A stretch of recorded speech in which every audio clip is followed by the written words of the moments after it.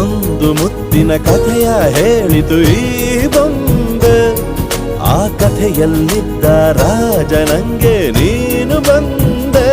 ಯೋಗವು ಒಮ್ಮೆ ಬರುವುದು ನಮಗೆ, ಯೋಗ್ಯತೆ ಒಂದೇ ಉಳಿವುದು ಕೊನೆಗೆ.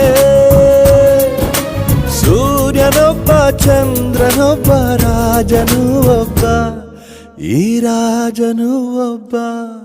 ಆಡಿಸಿಯೇ ನೋಡು ಬೀಳಿಸಿಯೇ ನೋಡು, ಎಂದು ಸೋಲದು ಸೋತು ತಲೆಯ ಬಾಗದು.